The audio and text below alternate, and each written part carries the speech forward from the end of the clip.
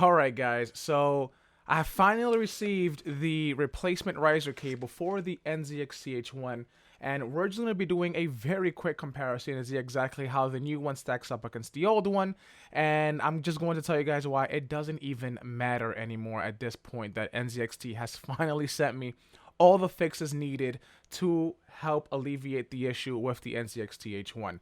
This is my part 2 video of finally getting this fixed and finally getting it used as a very safe case.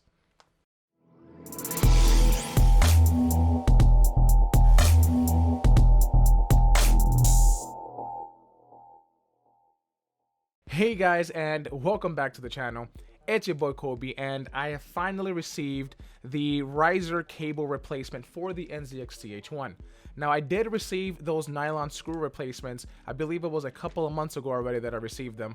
And like I said before, I've never had an issue with this case. It was just the potential issue or the small chance of this catching on fire. And I'm glad that NZXT did do the right thing, albeit it was a lot and due to the fact that Gamers Nexus really went out there on a limb to prove that this issue still persisted even with the nylon screws.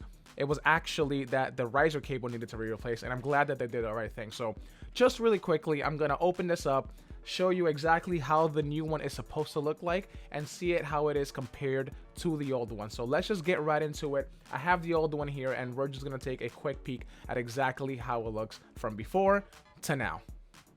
Alright guys, so as you see here, this is the original cable that came bundled with the NZXT-H1. This is the one that's been causing a lot of problems. Now why? Of course not. If you see here, all these little holes that are here are technically not supposed to be here, but these holes, I think this is the one that was mainly screwed or supposed to be screwed into the case. There's no copper protection on it, so you're just grinding right into the PCB. Now, same thing with the other hole over here. There's just too many holes that are not grounded, they're not protected, so that can cause that short. This is, by the way, the PCIe slot that the motherboard, or actually, no, I'm sorry, that the graphics card goes into.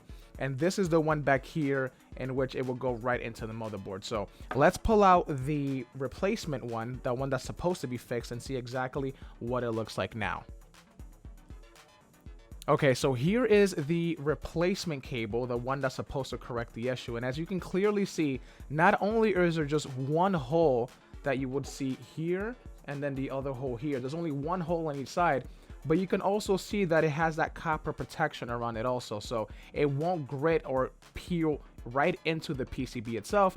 This is a protector that it should have came with, as opposed to just having this plain as hell, as you can see right here. But this is literally the biggest, or as far as I'm concerned, the only issue that the old cable have that the new cable is supposed to replace. So this is ultimately a good thing because that prevents that short from happening.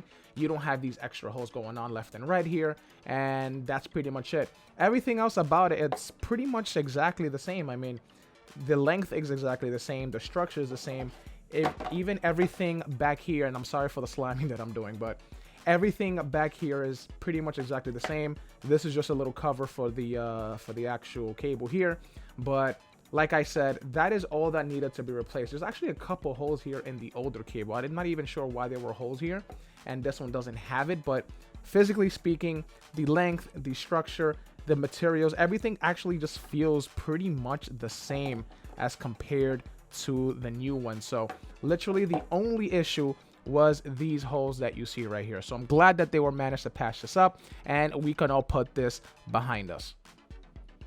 Alright guys, and there you all have it. That was just my quick video on these replacement riser cables that came in from NZXT. This is the old one and this is the new one, and I will be go ahead and making the necessary changes to this case.